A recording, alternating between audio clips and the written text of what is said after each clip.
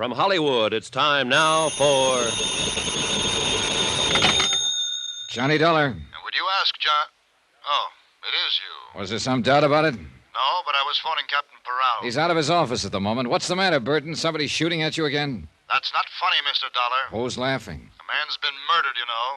And I think that's anything but a laughing matter. I said, who's laughing? And except for the whims of fate, it might well be me lying dead at this moment. And that's really why you're upset, isn't it, Burton? Because it might have been you. You're not really concerned about Al's death. I was extremely fond of the boy. You were no fonder of him than he was of you, so save that good old lovable Charlie business for your television audience. I never did buy it myself. Dollar, may I remind you that your position... I know my position in it. I'm an Ensenada to protect your life because some company was crazy enough to write a $500,000 policy on you. All right, you're still alive, aren't you? Goodbye, Burton.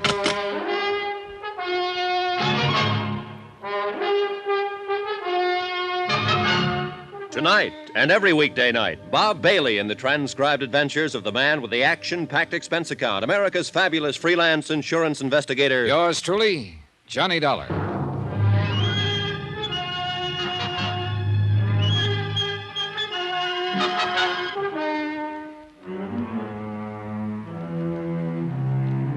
From Special Investigator Johnny Dollar, location Ensenada, Mexico, to the Home Office, Union States Casualty Company, Hartford, Connecticut.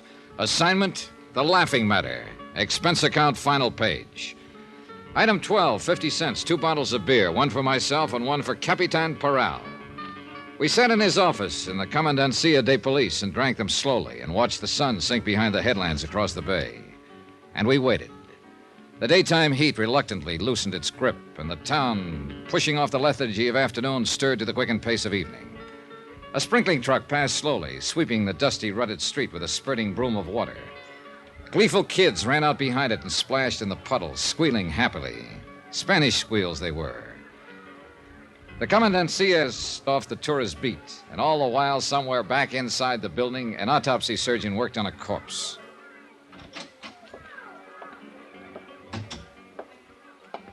Bueno, señor. Ya está listo. The medical is all finished now. Well, what's the verdict, Perot? It's what we are thinking. Él se mató por veneno. He was, how you say, poison. What kind of poison? Él dice cianura. How you call it? Cyanide? Si, senor, cyanide. And he also are very much cyanide in this bottle which you has give to me. Yeah, I thought it smelled like it. Al drank a glass and a half out of it and then dropped dead right in front of the camera. And you are said the wrong man has drunk it, the wrong one is get killed, no? That's right. Charlie Burton was supposed to play that role himself. But this morning at breakfast, he agreed to let Al have the part. I was there, I heard it. So if he was not do that, he is one who will be dead now. Sure, Charlie Burton himself. And it figures, Peral. He's been the target all along. That threatening note that was slipped under his door, somebody firing a shot at him last night. Si, seguro. Then when they finally got their punch in, they tagged the wrong guy. I don't understand what has happened to this Nacho Morales. Velena's husband, the maid at the hotel that Charlie kept annoying. Ensenada, no, is one big place. It's very small, this town. And we are look every place, senor, but we are no find this man. I don't know, Peral. And yet I got a hunch he's the key to this whole thing. We find him, senor. There's no way for escape this town. We find him muy pronto now. You bet your life. Item 13, $1.40. Taxi back to the hotel. Lights were coming on. A cool breeze was starting to blow in off the Pacific, and the whole town was brightening up to the challenge of the night. But not me. Technically, of course, the job I'd been sent here to do was still under control. Big-time comedian Charlie Burton, a great big lovable scream to his public, had been insured by his television sponsor for $500,000. Then Burton had received the anonymous note threatening his life, so I was here to protect the insurance company's investment. I didn't care personally what happened to Burton. It was just a job. But I did care about Al. Johnny? Oh, hello, Gloria. What is it, Johnny? What happened? No one seems to know anything definite about it. Al Schreiber's dead. Poisoned. That's all I know about it. Come on in the lounge. I'll buy you a drink. All right, Johnny. Have they found that man who was missing? What's his name? Nacho Morales. No, he's still missing. This table all right? Sure, anywhere. Waiter. Sí, señor. 2 margaritas, please. Muy bien. Frank Maltz said something about Charlie and Al changing parts. Yeah. Maltz got Charlie mad, and he made the switch to prove a point. What point? That Al wasn't ready for a starring role? Oh, that's right. You didn't come down for breakfast this morning. No, I wasn't in today's scenes, so I just slept in. It's just as well. It wasn't a very pretty sight. Oh, it's a rotten shame. Al was a real swell guy. Con permiso, señora. Oh, here you are. Gracias, señor. Boy, the irony in this world, Johnny. What do you mean? Charlie Burton, who's been a rat all his life, makes his usual crude play for the maid here in the hotel, and what happens? Her husband hits back at the wrong man. Al gets killed. A kid who'd never harm anybody in his life, and Charlie gets off scot-free. I was with Captain Peral last night when he talked to the Morales girl, Nacho's wife. She doesn't speak any English, Gloria, and she says her husband doesn't either. Well, he wouldn't need to, would he, to pull a trigger or poison a bottle of Maybe water? not. But he would, in order to write a threatening note in English. Oh, yeah, I'd forgotten about that. If Nacho's in it, he's not in it alone. And I've got a hunch he's... El teléfono, señor. Oh, thanks. Johnny Dollar. This is Capitan Parral, senor. What is it, Peral? We have just found this man, Nacho Morales. Good. I'll be right down. But, Johnny, do you think Frank Maltz might have... Not if he was after Charlie Burton. He knew that Al, not Burton, was going to drink out of that bottle. But didn't everybody know that? No, not everybody, Gloria. You didn't. Nacho Morales was sitting alone in the starkly barren detention room of the Commandancia. He was a small man, maybe a few years older than his wife. A field worker with gnarled hands and a bent back. He was waiting patiently, quietly, gripping the brim of his sombrero in his hands, trying to hide the fear, the terror that lay just behind his eyes. His eyes flickered slightly as Peral and I opened the steel-grilled door. And then he waited.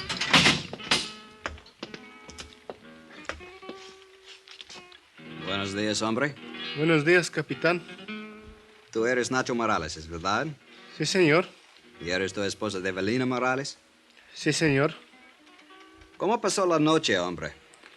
Pues, Blocked regular, off by the señor. barrier of language, I Regular. watched while Peral ¿Dónde estabas questioned him, anoche? stopping now and then to En translate. la barca de pescar. Then de un Peral amigo. asked the question that started the Yes. avalanche. Es la pura verdad, señor. Dígame una cosa. ¿Por qué tú trataste de matar al señor anoche? Why did you try to kill that man last night? No, capitán, es mentira decirlo. Yo no traté de matar a nadie. No es In cierto answer to lo que Peral's usted accusation, puede Nacho's decir. story poured out in a flood of Spanish. And as I stood there listening to it translated, I began to feel sick inside. I'd been blind. All the facts were there, all the evidence, and I'd still failed to spot the play. Nacho's story was the key, it fit, and I knew he was telling the truth. He'd been hiding out on a friend's fishing boat since the night before. He knew he'd be accused. Because he had been at the hotel when the shot was fired through Burton's window. He was hiding in the shrubbery by the terrace, and he'd seen the whole thing. The shot had been fired by Charlie Burton himself.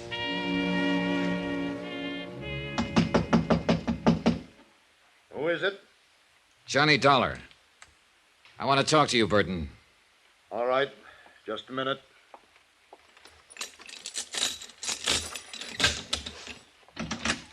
What is it, Dollar? Have they caught that killer yet? Nacho Morales, you mean? Yeah. Peral picked him up about an hour ago. I just came from there. Has he confessed?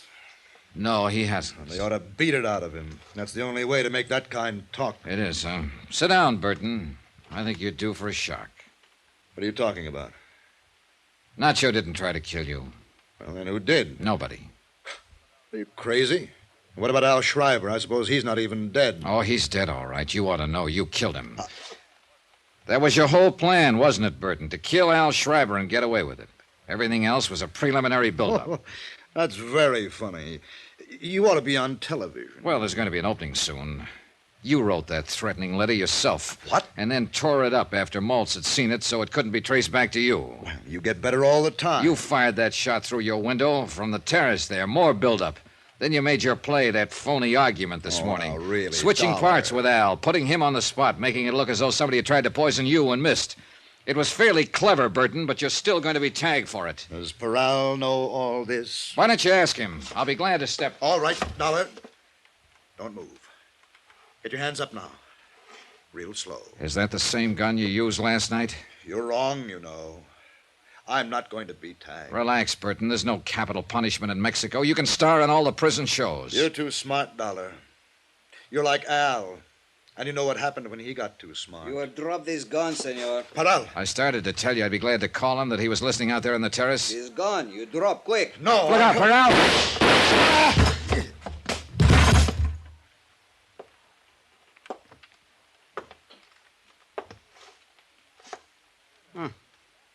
Mira, senor.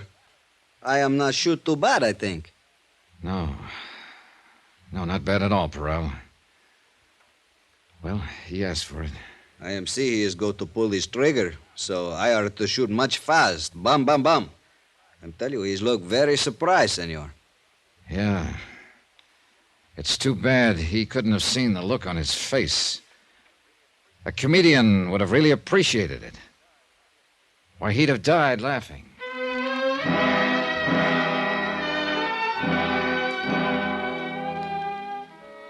Item 14, $462.30. Hotel and miscellaneous in Ensenada and transportation back to Hartford.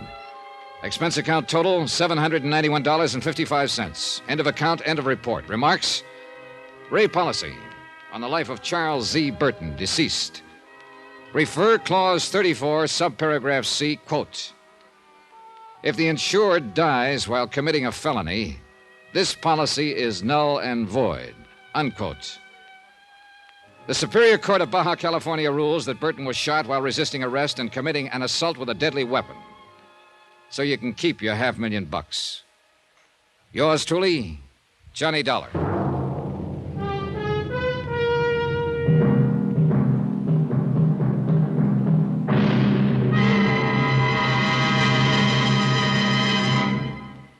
Now, here's our star to tell you about next week's intriguing story. Next week, a frantic chase across the country after a girl who couldn't possibly exist.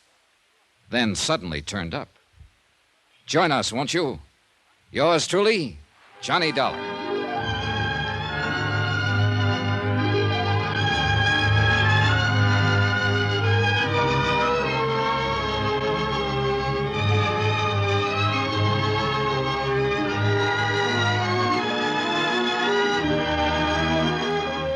Yours truly, Johnny Dollar, starring Bob Bailey, is transcribed in Hollywood.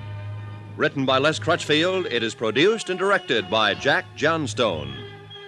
Heard in this week's cast were Virginia Gregg, John Daner, Lucille Meredith, Lawrence Dobkin, Gil Stratton, Harry Bartell, and Don Diamond. Musical supervision by Amerigo Marino and Carl Fortina. Be sure to join us on Monday night, same time and station, for another exciting story of yours truly, Johnny Dollar. This is Roy Rowan speaking.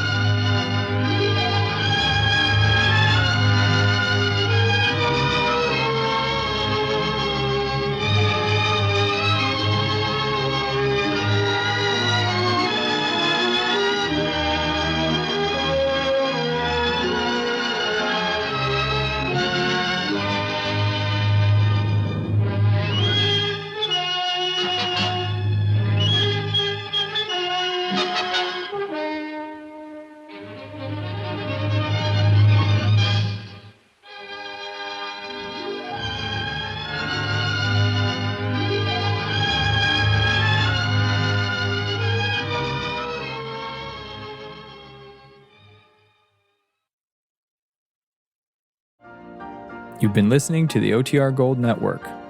Find more classic radio at otrgold.com.